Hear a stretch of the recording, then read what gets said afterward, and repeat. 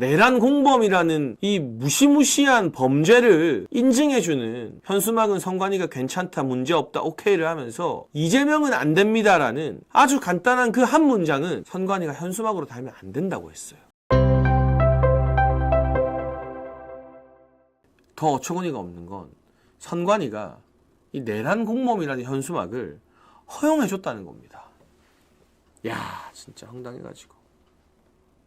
선관위가요. 보통 우리가 현수막 달기 전에 또는 달고 나서 선관위에게 이거 달아도 되느냐 물어보거든요. 저도 그랬었고, 그 문구나 뭐 들어가는 그림이나 이런 거 사전에 보통 선관위에 컨펌을 받아야 돼요. 확인을 받아야 돼요. 그렇지 않고 좀 바쁘거나 정신없을 때 먼저 현수막을 걸면 선관위에서 문제가 있으면 연락이 옵니다. 이거 현수막에 이런 문구 좀 문제가 될 것 같아, 수정해달라. 그러면 그 이의를 수용해 주기도 하고, 선관위와 맞서서 이게 뭐가 문제냐 토론을 하기도 하고, 그런 일들이 비일비재하죠, 현실 정치에서는. 근데 아무튼 그만큼 선관위가 이 현수막이든 포스터든 뭐가 됐든, 심지어는 뭐 단체 문자 메시지가 됐든 이런 것들에 대해서 이제 깐깐하게 검수를 하고 된다 안 된다 유권 해석을 해주는 기관입니다. 그런데 그 선관위가 지금 가족들의 부정채용과 선거관리 잘못해서 부정선거 의혹을 다방면에서 받고 있는 그 선관위가 이 내란 공범 현수막은 문제가 없다고 했어요. 써도 된다. 이거 너무 심각한 문제예요. 선관위 지들이 뭔데? 너네가 뭔데 내란이라는 아직 기소조차 되지 않은 이 중대한 혐의에 대해서 아무 문제 없는 것처럼 인정하고 인증하는 그런 확인을 해줬는지. 그러면 지금 선관위가 윤석열 대통령 내란죄라고 말하는 것과 뭐가 다릅니까? 중립적이고 공정해야 될 헌법기관이. 이건 역대 선관위가 수많은 불공정한 삽질을 했지만 가장 심각한 수준의 편향적 유권 해석인 것 같습니다. 내란 공범이라는 단어를 선관위가 허락해 준 건요. 그러면서 선관위는 역으로 그래도 이재명은 안 됩니다라는 현수막은 허락을 안 해줬어요. 내란 공범이라는 이 무시무시한 범죄를 인증해주는 현수막은 선관위가 괜찮다, 문제없다, 오케이를 하면서 이재명은 안 됩니다라는 비속어 한마디 없고 정말 국민 대다수가 공감하는 아주 간단한 그 한 문장은 선관위가 현수막으로 달면 안 된다고 했어요. 아니, 어떻게 대놓고 이렇게 편파적일 수가 있죠? 보통은 일부 기관들이 편파적으로 굴더라도 좀 눈치는 보는데 어떻게 이렇게 편파적일 수가 있죠? 마토님 슈퍼챗으로 머리에 넣어야 될 논리 팩트가 너무 많아서 일하면서 듣는 중. 예찬 형님 설명 깔끔합니다. 좌파는 좋겠다. 워딩만 세게 해서 선동하면 되니까. 그렇죠. 좌파들은 아무 말이나 하면 그냥 개딸들이 아무 말이나 다 믿어주잖아요. 그런데 우리 우파들은 시청자부터 지지자들부터 깐깐해서 사리에 안 맞는 말 하면 일단 여기서 걸러져요. 이건 말이 안 되는 것 같은데.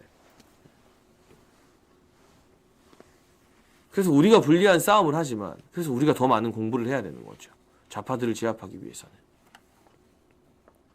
다시 돌아가서 내란 공범은 허용하는 선관위가 이재명은 안 됩니다를 허용을 안 해준 거예요. 그 이유가 더 황당합니다. 이유가 더 황당해요.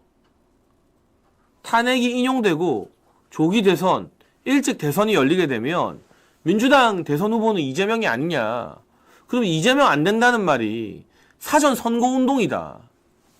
와, 이것들이 도대체 무슨 미래를 내다보는 선지자 예언자들도 아니고 무슨 소설 시나리오를 이렇게 쓰는 겁니까? 여기서 몇 가지 문제가 드러나나요? 아직 재판 시작도 안 한 탄핵이 인용될 것을 선관위가 전제로 하고 있고, 대선이 일찍 열린다는 것을 염두에 두고 민주당 대선 후보가 그 전에 법적 판결이 어떻게 날지도 모르는 1심에서 이미 징역 1년 공직선거법 유죄가 드러난 이재명일 거라고 보고 이재명은 안 됩니다를 대선 후보 이재명에 대한 사전 선거운동으로 해석을 한 거예요. 선관위의 속내, 지금 온갖 부정한 짓들을 저지르고 윤석열 대통령에 의해서 그것이 까발려지게 되자 발악을 하고 있는 선관위의 속내가 여기에 다 담겨 있어요. 빨리 탄핵되고 빨리 대선 열리고 빨리 이재명이 민주당 대통령 후보가 돼서 대통령 돼달라. 그래서 선관위 덮어달라. 선관위를 지금처럼 무소불위의 절대 권력 헌법기관으로 남겨달라. 그 심리가 이재명은 안 됩니다라는 현수막을 거부한 데 있어 다 나오는 거예요. 여러분, 내랑 공범이 심한 말입니까? 이재명은 안 됩니다가 심한 말입니까? 이재명은 안 됩니다라는 말은 지금 뭐 새우깡님 댓글처럼 너무 순하고 오히려 진짜 이 순한 맛이다 못해서 참 헛웃음이 나는 정도의 당연한 상식인데 그걸 안 된다는 거예요. 그 배경에는 벌써 탄핵이 된 것처럼 구는 다음번 대선이 되면 이재명이 후보가 되어서 대통령이 될 거라고 믿고 바라는 좌파들의 심리가 짙게 깔려 있는 겁니다. 그래서 이건 단순히 현수막 문구에 대한 선관위의 편파적 논란으로 끝나는 게 아니라 중립적이고 공정해야 될 헌법기관이 대통령 탄핵과 조기 대선을 부추기고 있다 라는 점에서 이건 국회에서 긴급하게 행정안전위원회 현안 질의를 열어서 선관위원장과 선관위원들 출석시키고 준엄하게 따지고 문제 제기를 해야 됩니다. 민주당 보세요. 문제가 터지니까 맨날 할 말도 없으면서 국방위 열죠. 그러면 국방위에서 우리나라 장군들, 군 관계자들 불러서 혼내고 거기서 퍼뜨리는 가짜뉴스가 기사나게 하죠. 국민의힘도 제발 좀 행안위 열어서 선관위의 이런 행태에 대해서 긴급 현안 질의 좀 하세요. 이거 왜 이렇게 편파적이냐. 그리고 선관위가 과거부터 편파적이었던 그런 행태들도 좀 따져 묻고요. 그래야 그게 기사가 되고 국민들이 알 거 아닙니까?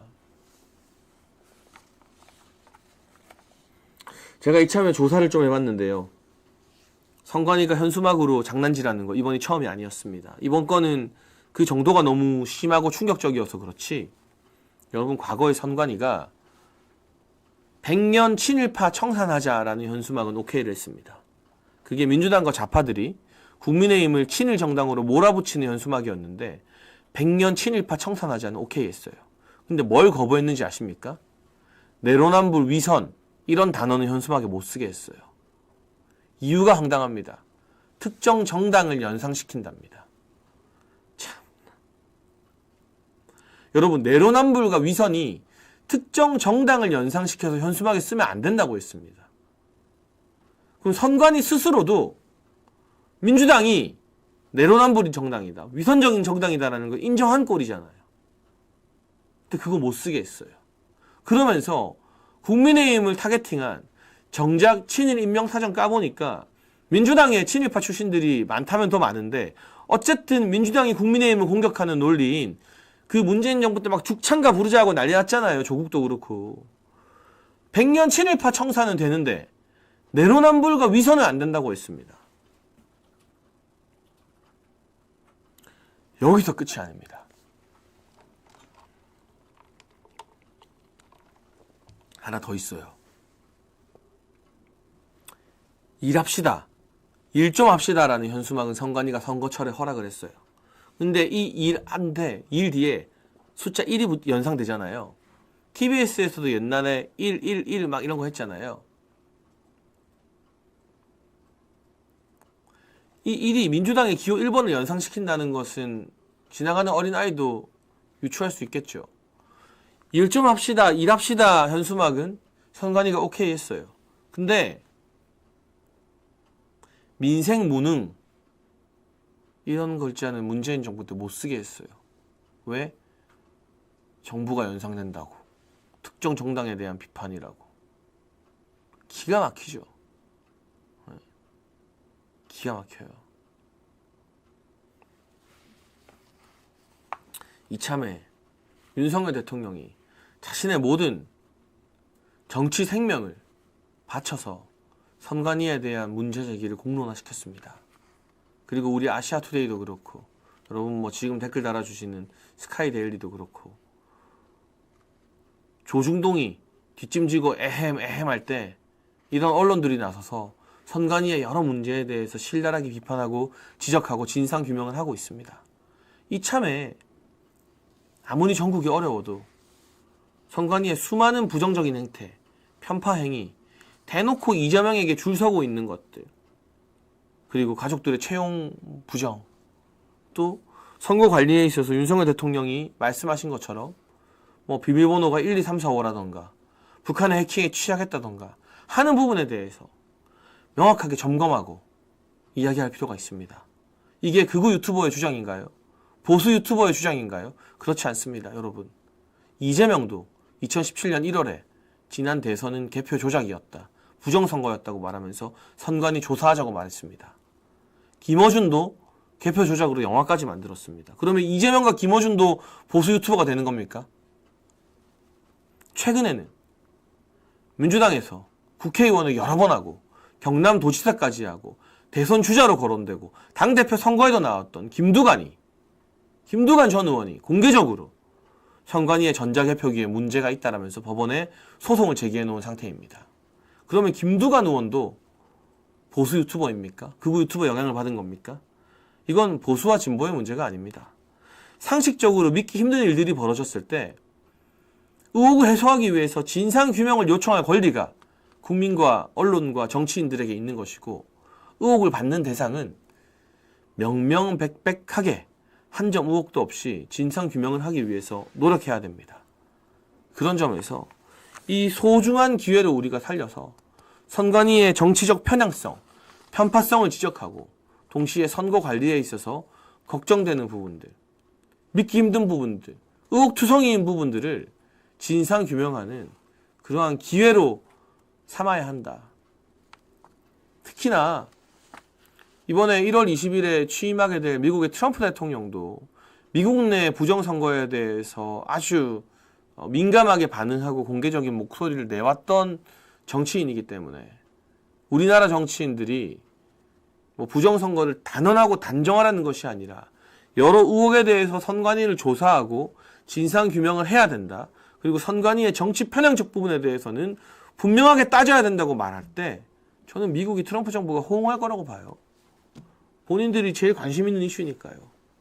이런 국제 정세까지도 지금 윤석열 대통령의 문제의식에 공감을 하는 지도자가 취임을 하기 때문에 저는 이 기회를 놓치면 안 된다라는 말씀을 꼭 드리고 싶습니다.